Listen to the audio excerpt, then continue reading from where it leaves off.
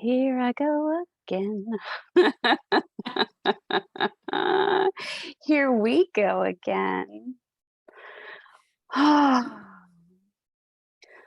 So, welcome everybody to today's podcast. And we're going to be exploring anger a little bit more. And before we do that, I just want to acknowledge, first of all, for those of you that cannot see us, if you're not watching us on YouTube, if you're listening to us, I am head to toe in black today. Um, I'm I'm just enjoying some death energy today. And for those of you that are like, what? Relax, it's okay. I'm just enjoying um, celebrating parts of me that are shifting and changing and being in that space of change, right? Yeah. Change has a start, a middle, and an end, and then sort of a pause before we pick it up again. And so, And it's not a problem. and it's not a problem. So, Erin and I are both showing up today um, because we always have a good time playing together, even if we're both playing in the, Wah, yeah, wah, wah, wah, wah. That's wah, kind of the yeah. energy. Like, Tanya was asking me, or not Tanya, was another friend of ours that we're on a group text together, was asking, like, well, what are you feeling? I'm like, it's very surreal. I don't know how to describe it. I'm feeling lots of emotions. It's totally fine. And, as Tanya and I were talking about the podcast that we were going to have, this one right before, I'm like, I'm just being, being. I'm just Hmm. being here, and it's not a problem. And I think that sometimes language is a magnificent thing, right? Because it gives us all of this descriptors. And then sometimes it's like, sometimes we just don't have words. We're just here feeling the feelings, and it's totally okay. Hmm. So, on that note, I'm going to invite all of you, let's just take a quick moment to bring our awareness to our breath and bring our awareness to this human body that we have. Spoiler alert, we're all humans. We're all humans with all kinds of sensations. The one thing that we can count on that is consistent and the same about each and every one of us, regardless of any gender, identity, race, religion, sex, creed, culture, whatever. The one thing that is always consistent between all of us is that we have a beating heart. If we're here and we're present, we have a beating heart. We have lungs that breathe us. And thank goodness, we do not have to remind ourselves to beat our hearts or breathe our bodies. Because sometimes it's all we can do to just show up and be present with whatever kind of shitstorm is going on within us, right? So let's just notice and celebrate the fact that we are breathing.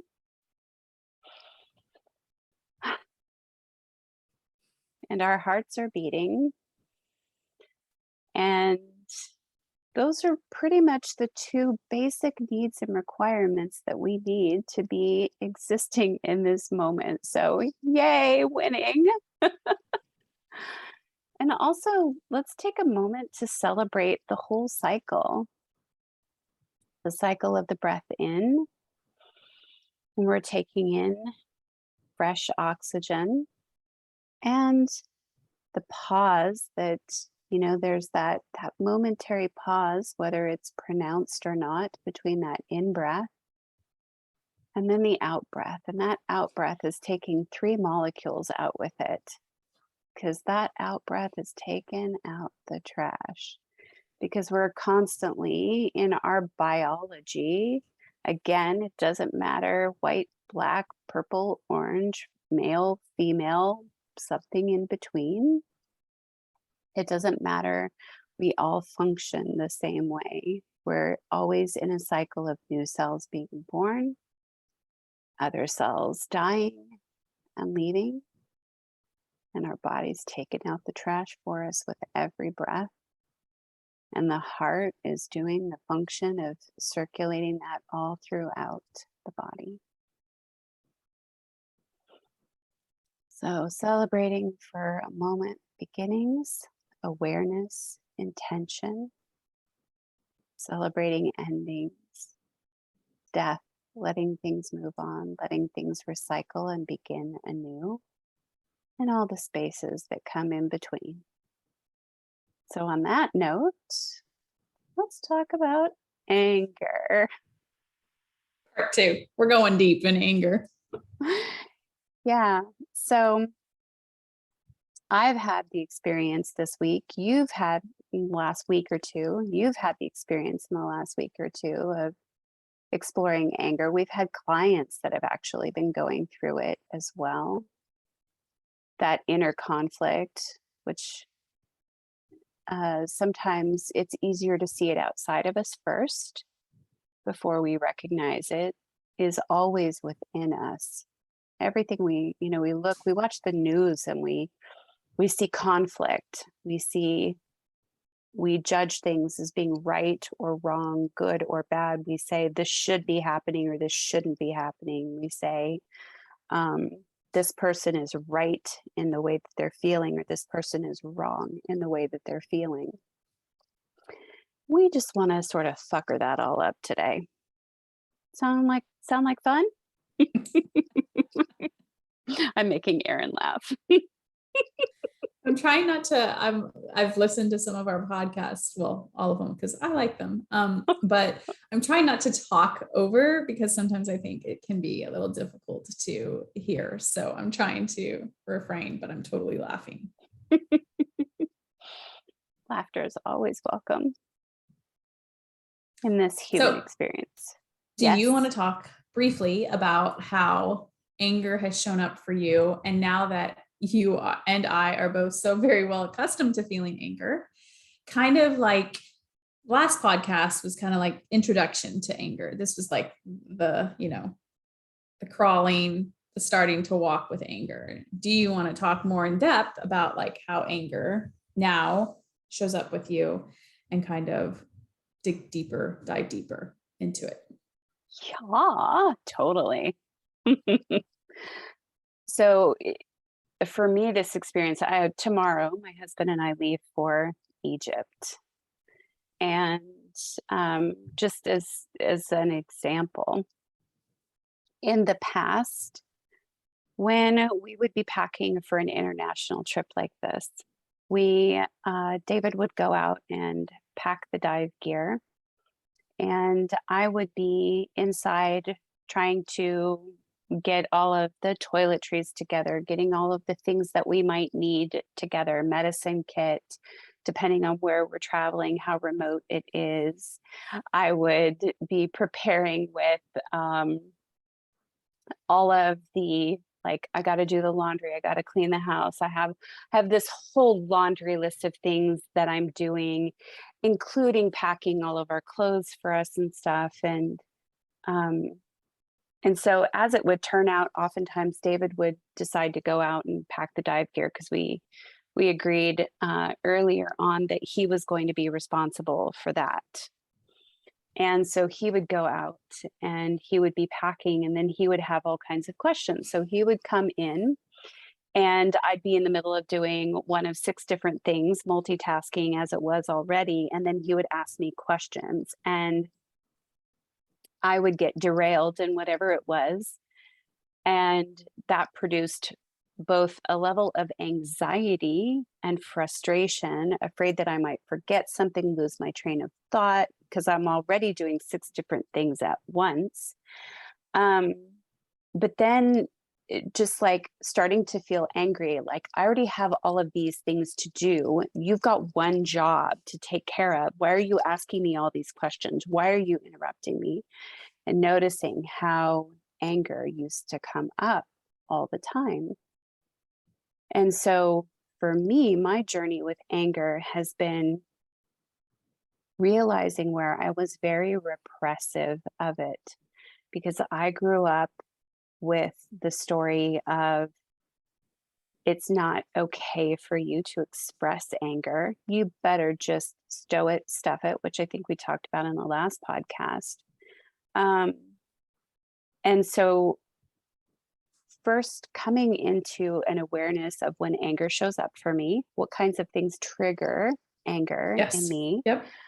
a big part of that was learning about I call it the hybrid and the duality of being a manifest generator. It's like I have these two different Jekyll and Hyde people within me. The manifester is like, fuck you, don't tell me what to do. Oh, wait, are you saying I can't do that? I don't like you because you said I can't do that. And then the generator part of me that has to ask questions. And so for me, my anger journey first was becoming aware of where I would oftentimes experience anger. And then what do I do with it when it comes up? How have I practiced handling it?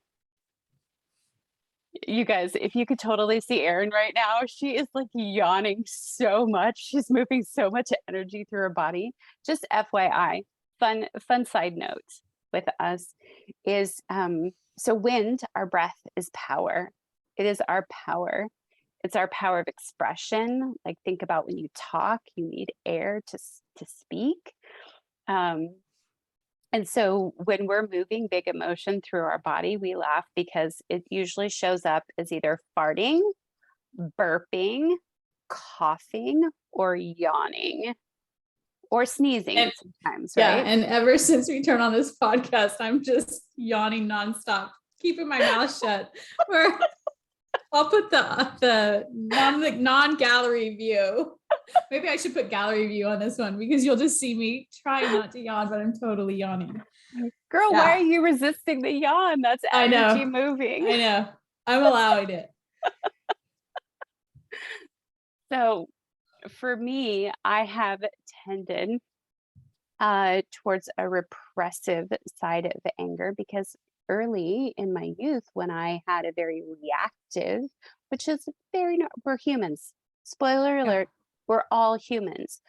The moment we enter a survival response, the moment we think that our safety is threatened, the first spot we stop at, or the first experience we have when we're in that survival state, when we've entered that, is anger.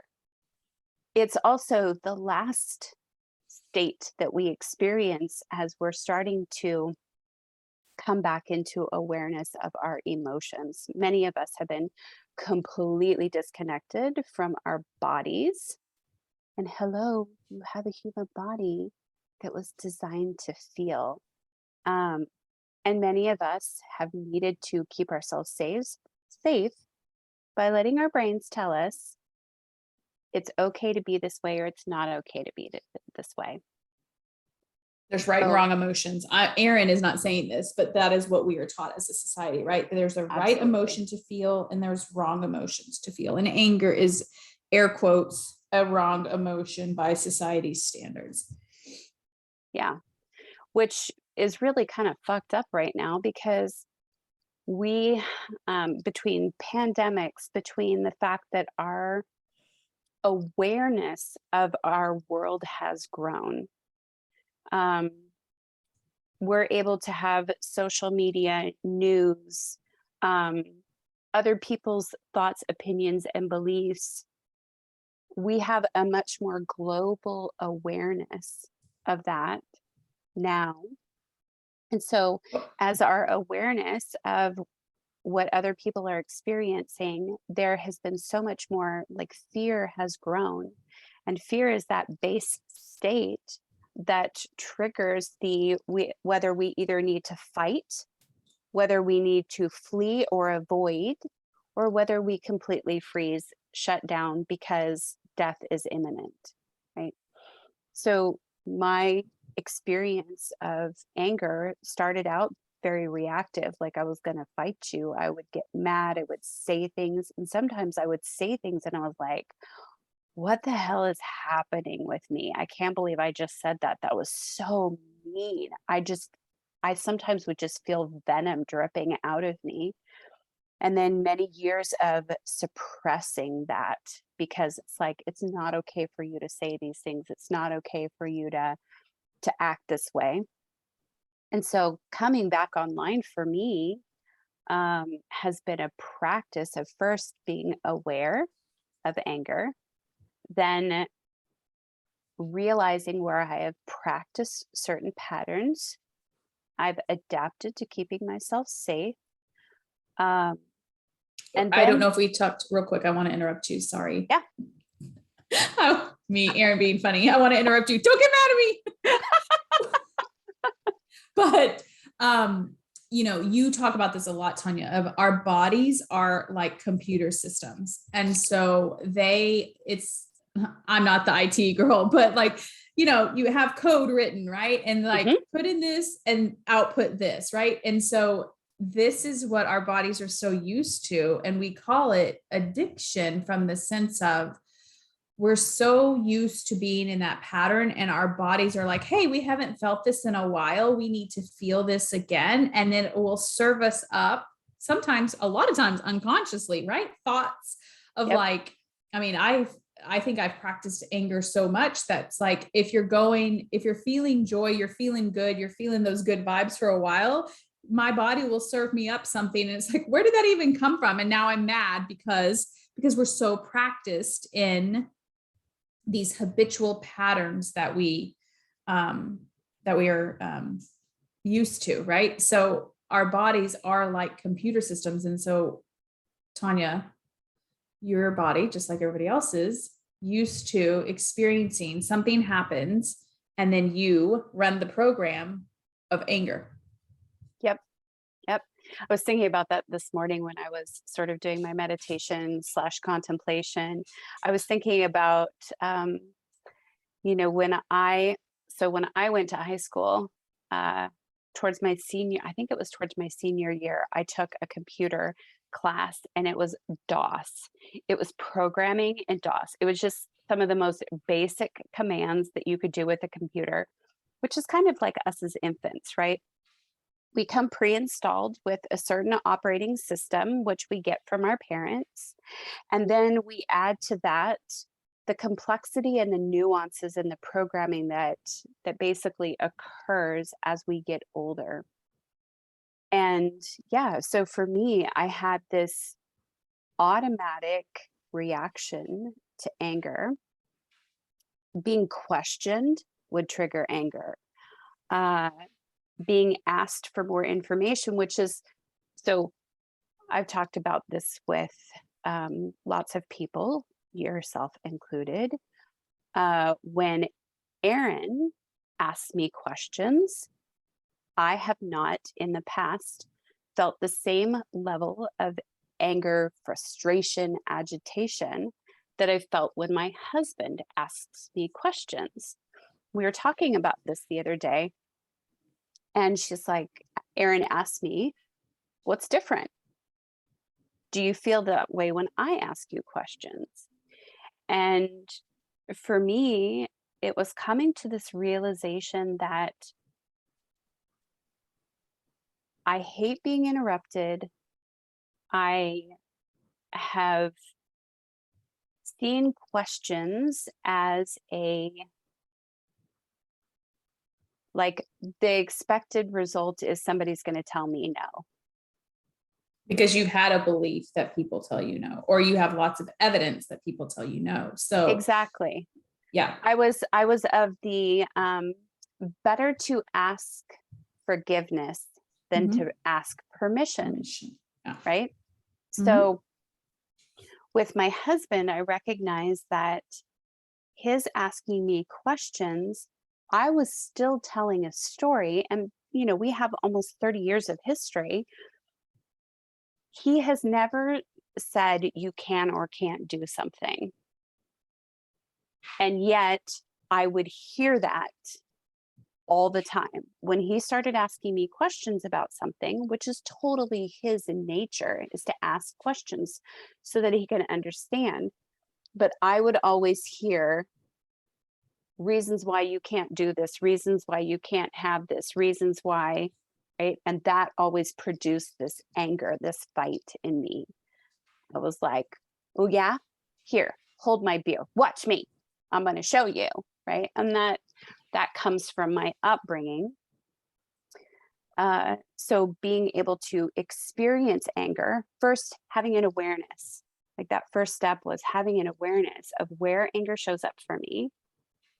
And that partly just started out setting the intention of wanting to be able to feel my emotions, as scary as they are, but not be ruled by them. So having the awareness, recognizing, and it takes some time, right? And it's usually after the fact that we notice, oh, I just responded this way. Is that how I want to respond? How did that feel in my body? That's another question that we ask a lot. How did that feel in your body?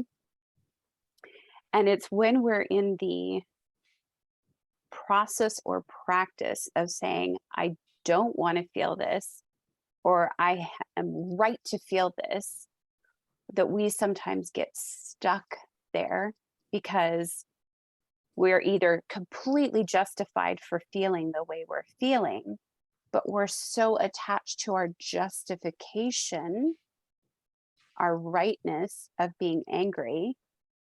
I should be angry. Like, don't you tell me I shouldn't be angry about that. Or we're attached to our wrongness of being angry.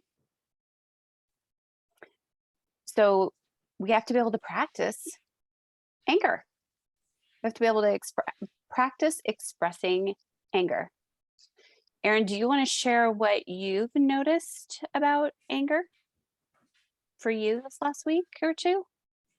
I think, it's one of those things of, well, let me back up. I want to also say when Tanya realized that one of the ways that anger would show up for you is when you were interrupted. The goal isn't to never be interrupted, right? Correct. That is a fact of life. That's going to happen. People are going to interrupt you. You have different types of personalities and all the humans on the planet, right? The practice is, how do I want to respond when I get interrupted, right? And also, how do I want to, and as a manifest generator, one of the tendencies is you need to inform. So having that conversation with your spouse of like, listen, for the next X, this is what I'm working on. Like, sometimes we experience it as a reaction, and not that we're wanting to prevent anger, right? But like, how often I feel like this with my spouse, he gets angry. Well, you didn't say, listen, I'm off the clock for the next 15 minutes. I'm doing XYZ, right? So this informing as a manifesting generator of like, listen, I know you, David, are in the garage doing your scuba stuff. I'm going to be packing. Please don't interrupt me. And we can't control all the people, but you get my point, right? I think a lot of times we also fail to ask for what we want. Probably, maybe that's a better way to say it. So for me, for this past week or 2 weeks, I feel like I'm feeling anger right now. My dog wants me to rub him nonstop. Yay for anger. But, the feelings of, for sure, it comes and goes so much quicker than it used to. I think I used to just live in anger and frustration.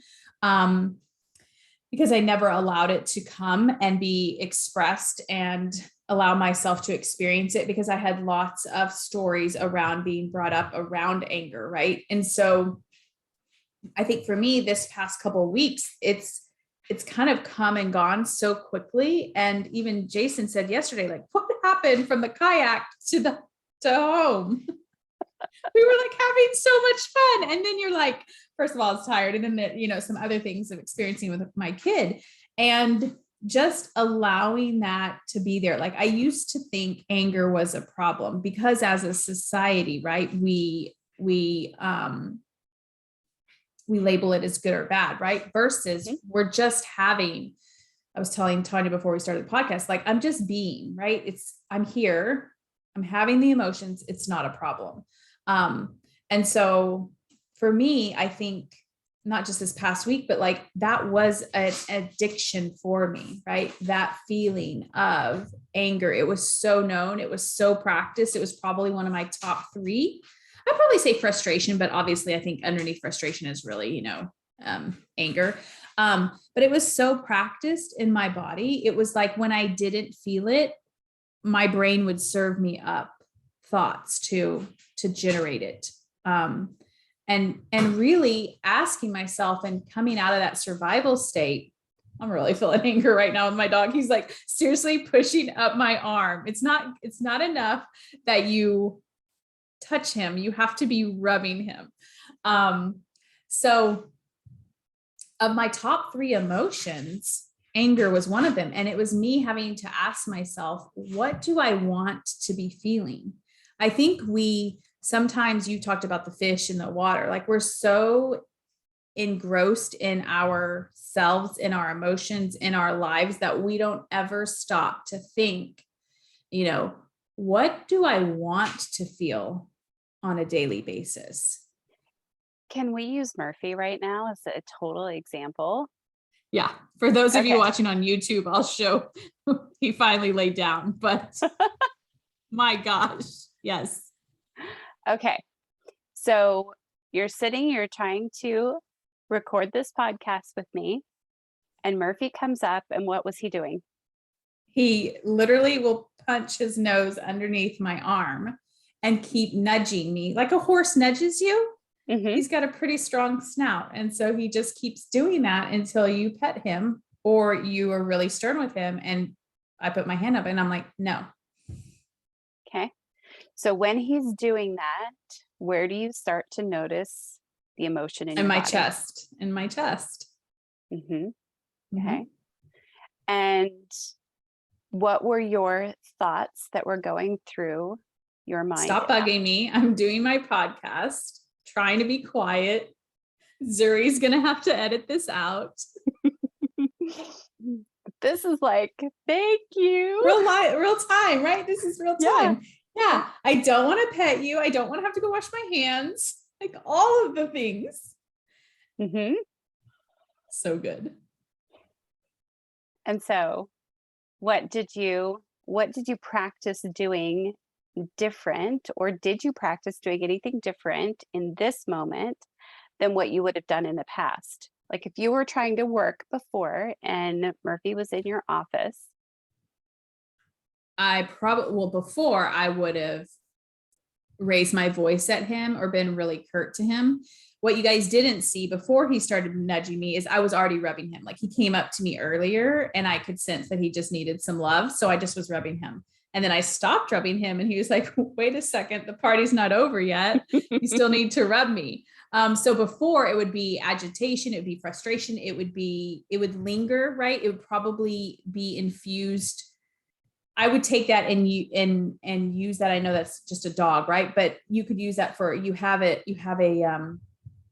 conflict or interaction with an employee or someone, and then you bring that into your next conversation or whatever, right? So it would infuse and simmer into my other relationships versus right here. Like I noticed I'm really agitated with him. Stop it right now. And then it comes and it goes, right? Like it's there and then it's not. Yeah. And he's like, okay, fine, I'll go lay down. And to him, it's so simple, right? It's like, okay, fine.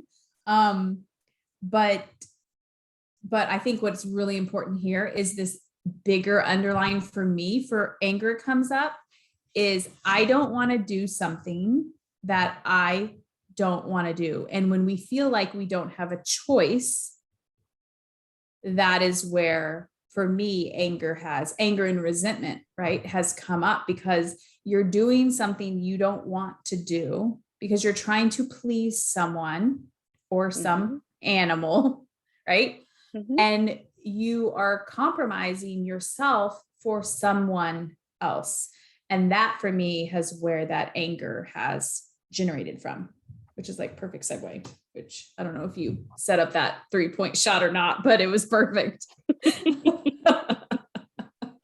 So yeah, I think for, that for me, like you say, where was it a trigger for you? For me, anger was, I'm doing something I know in my body I do not want to do, and I'm doing it anyways. And this is where we believe we don't have choices, right? Mm-hmm. We always have a choice. It's, are we willing to feel So instead of feeling anger, if I were to say, I don't want to do XYZ for someone, and let me back up. If I were to say I'm doing it, but I don't want to, I would feel anger, right? Mm-hmm. But if I choose to not, I don't want to feel anger, I'm going to have to feel something else instead, which is probably another low vibration emotion, right? Mm-hmm. I'm going to have to feel, I'm going to have to allow and receive someone else's disappointment. Mm-hmm.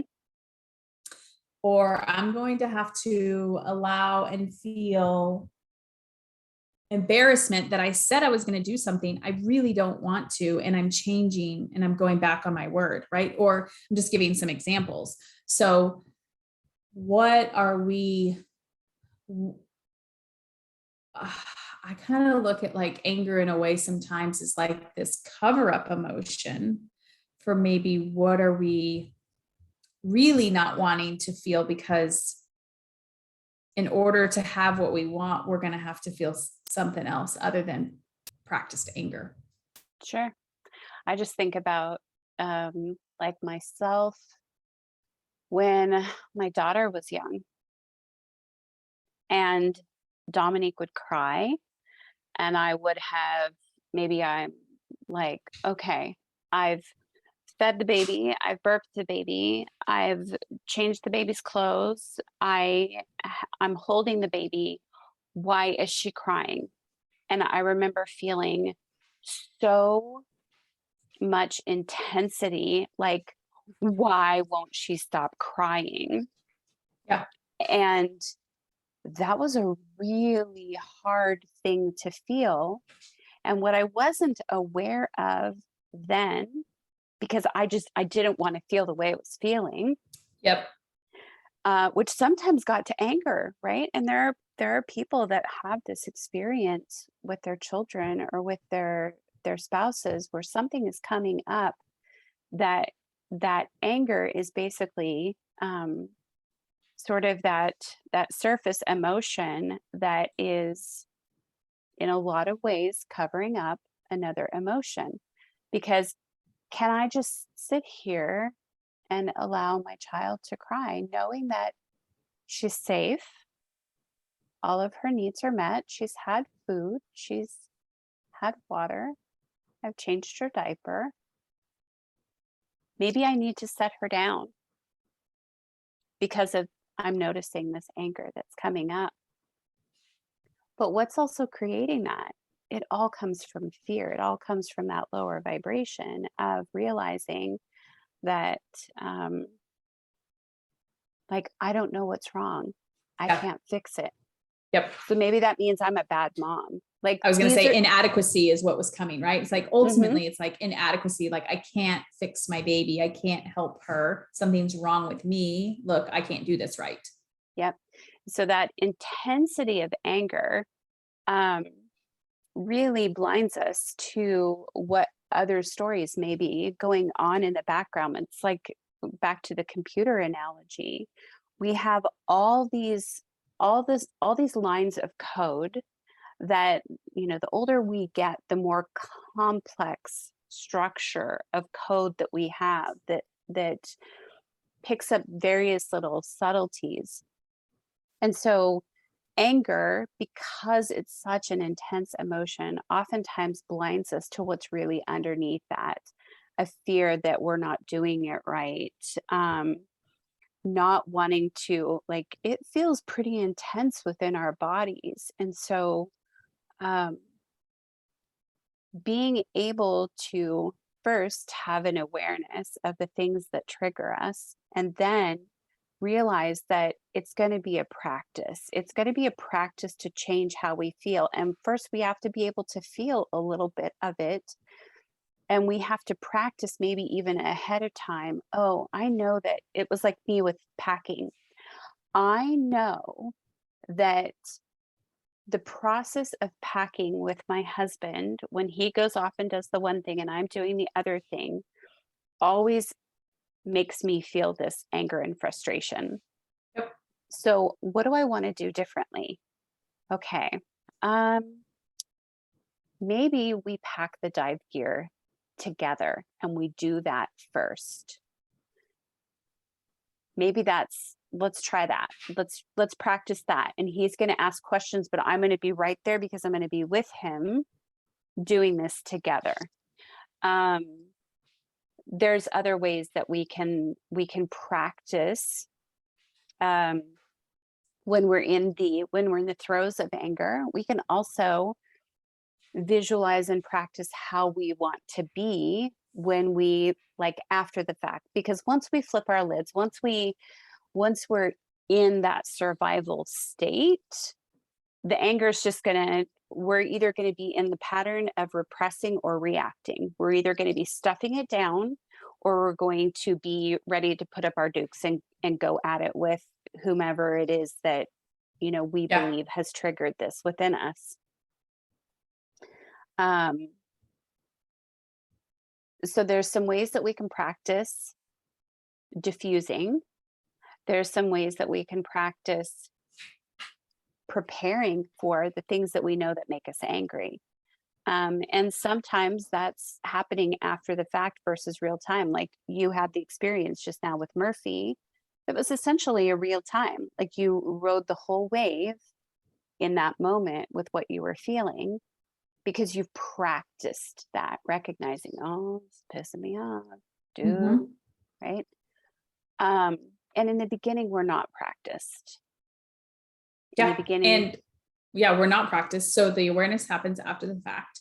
And like you said, I'm glad you said that. Sometimes we do need to do something different, right? Like that is helpful. And sometimes we need to choose and think and feel different. And you, human listening to this, is the only one that will be able to know what is best for yourself, right? Like, and just notice when the patterns of doing something different, if you're doing something different and you're still feeling anger, that obviously is your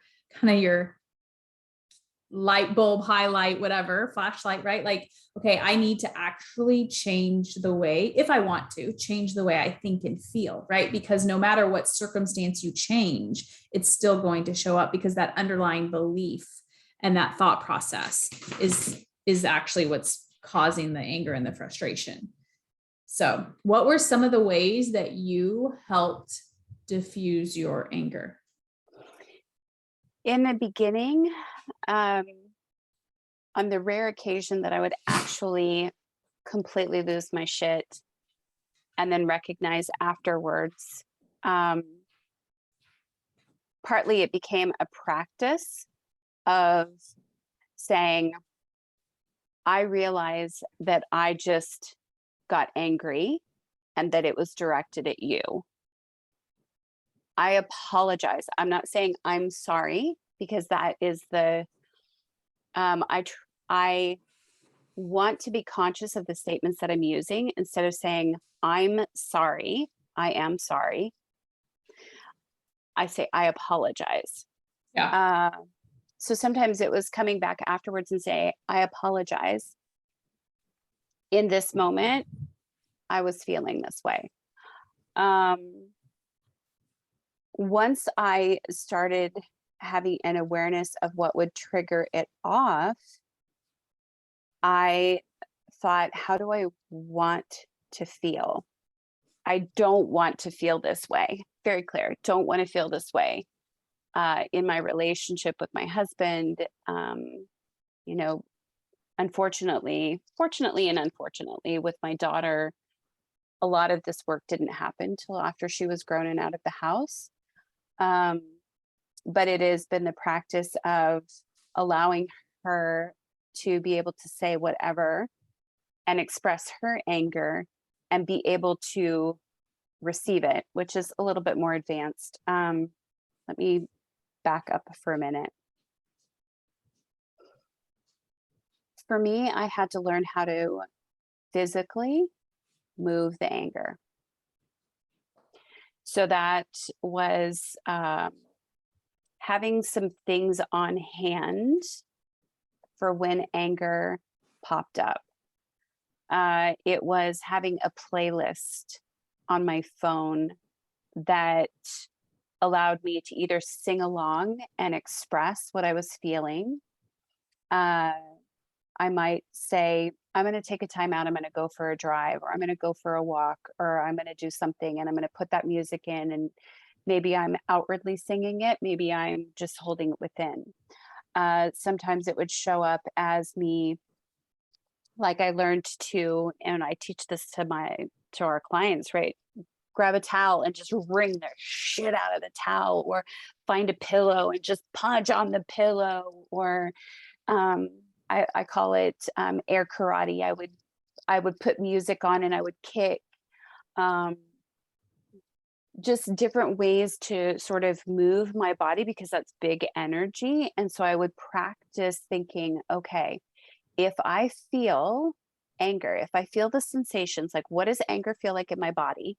That was also another huge awareness.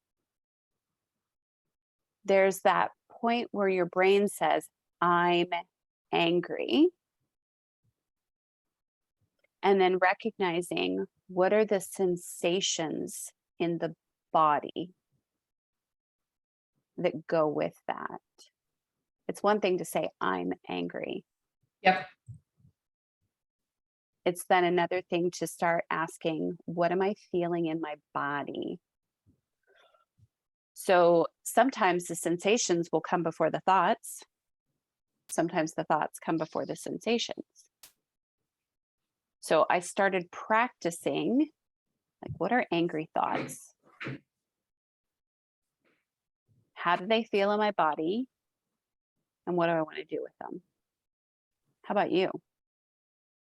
I think in the beginning, I think it was, for me, it was noticing what I was thinking.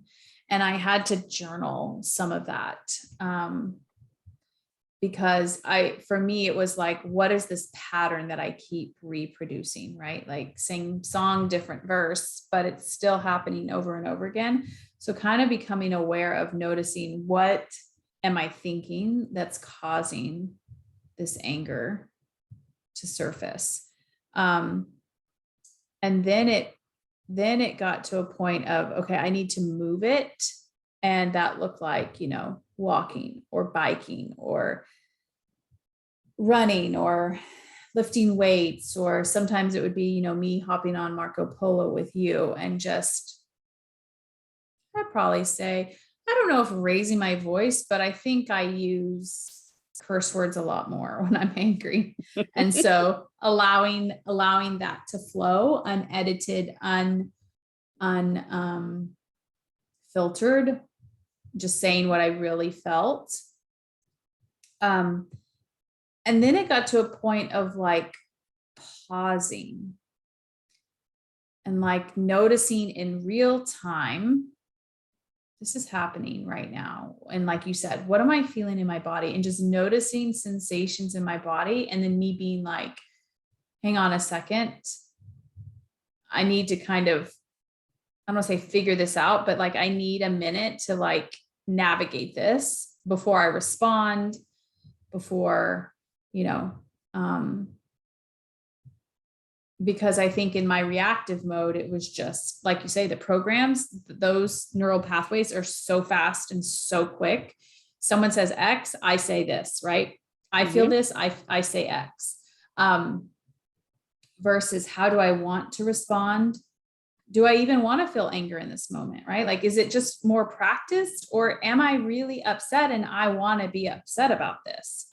Because the other thing that I want to convey is, we're not saying, oh, once you're so aware and you know how to feel anger, that we don't need to feel, and I don't think we're conveying this, but like, the anger is always going to be there. It's just sometimes, is it so practiced, and that's kind of where we're going to, or do we actually want to be upset about something that happens? Like, yes, that's a natural inclination, emotion to feel. So sometimes it would just be like, is this just what I'm so practiced at feeling, or do I actually want to be upset about this?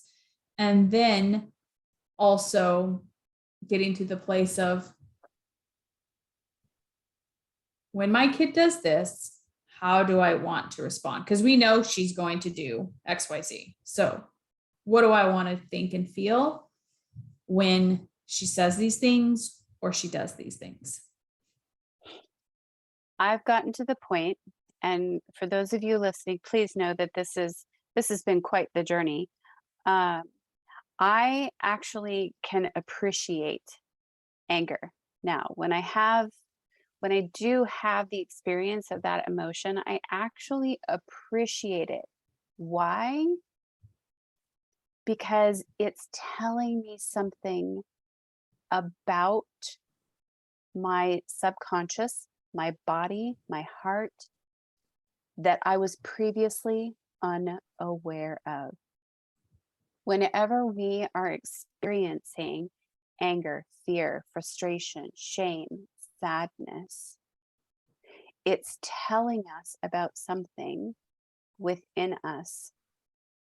It's illuminating a belief or an experience that we have had, and we've given it a certain meaning. And some of those things happen before we actually have words. Like, Erin, I love that you were saying before we started this podcast, I don't really have words for what I'm feeling right now. I had a conversation with a client earlier today that said, I don't really have words for what I'm experiencing right now, nor can I remember a specific time or event in my life that I felt this way. Because a lot of what happens to us either comes through our DNA, so we don't even know, like, is this my parents? Is this my grandparents? Is this my great grandparents? Because energy is universal. We're all in the same energy soup, right? So there's that. There's also the fact that a lot of the experiences we have in childhood are before we have language. So before we ever have language, we have sensations in our body. We have unlanguaged experiences that code in our body for certain reactions, certain triggers. And so I am now to the point, and it doesn't always happen in the moment. I'm like, I'm not superhuman. Um, I am still a human being in this body, but I do have the experience now where I can appreciate when anger shows up, because I'm like, oh, this is here to show me Telling something. you something. Yeah. Yeah. A gift rather than an annoyance or an impediment. Yeah, for sure. Yep. So What if we looked at anger in that way, right? Like, as the world, what if we looked at anger? And Abraham talks about this a lot. Like, our feelings, our sensations in our bodies are telling us if we are, connected or not. She says connected to source, right? Like our well-being. yep. So when we are in those lower vibration emotions, it's not a problem. It's actually highlighting for you where you are not in alignment, where it doesn't, where you are not in alignment with your well-being. And that's not a problem. It's actually a fantastic thing. Yeah. Yeah. So if we were to leave our listeners with what's one thing that they can do, or maybe even some ideas that they can play with about how how do I how do I experience anger? How can I be safe in anger? What do I do with anger? Maybe you find yourself telling the story, oh, I'm never angry. I'm just such an easygoing person. I never experience anger. That could be true, but probably not if you're actually a human being. Or if you're just like, I just feel angry all the time. What are some practices that we could start playing with that we might share. I love the emotion of curiosity, right? Like, what if you were to look at this in a, there's nothing wrong. This is just a place for me to kind of explore and get curious about. And this is where I was saying earlier about pausing, right? We get to have some space in our schedules if we choose that. And I think in that space, in that downtime, when we aren't connected to a phone or to a TV or to something, right? If we allow for stillness, we get to ponder, how are we feeling? And in that downtime, if anger is something that you either don't feel safe to express or you feel it all the time, get curious with, what are some of those thoughts that I think about? Where does it show up in my body? Like, kind of just like a kid would, right? Like, a kid doesn't make it this big orchestrated event when they're like learning about something for the first time. They just kind of like walk over to it and they pick it up and they look at it and they play with it and they put it down and then they walk away and then they come back. Like, if you could adopt a childlike view on how kids play with things, and just, it's anger, right? Like, what am I feeling? What are the ways that I typically get upset? What, you know, and there's no right or wrong. There's no one way, this is the way to do it. It's just like, what feels fun and easy. And I know fun and easy with anger, some people might be like, how does that even go together? Right. But you were kind of talking about this at the very beginning. It's when we keep it stuck in like, anger is bad, anger is this thing that needs to be fixed, it doesn't give us any way to move it and to allow it to dissipate and to move. Right. So, you know, what would it look like if I had anger and it was okay? What would it look like if, you know, it easily passed through my body versus I held on to it for a week at a time? Or just, you know, some curious questions that I would start with. Some curious questions. I would start with, you know, feeling it in my body, being present with it. I think a lot of times that would be probably the easiest thing to start with, is just being present with it when you experience it, right? Notice also when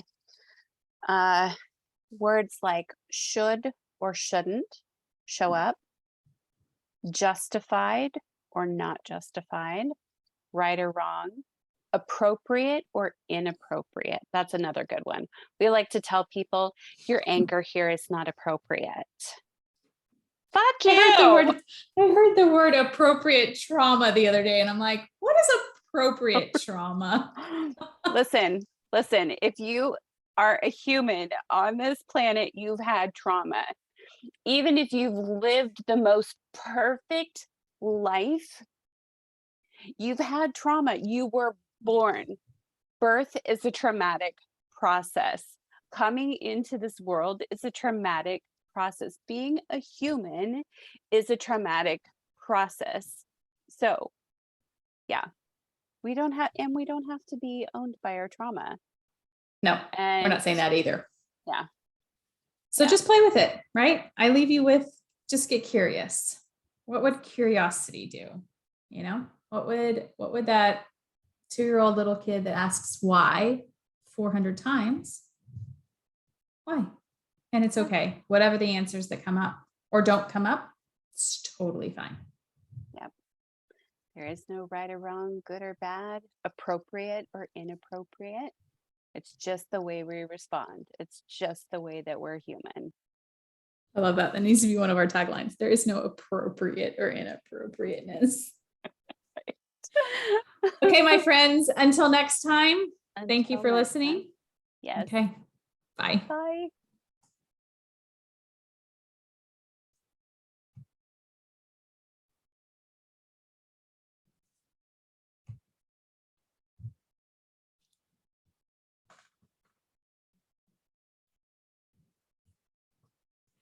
Siri, you have to stop.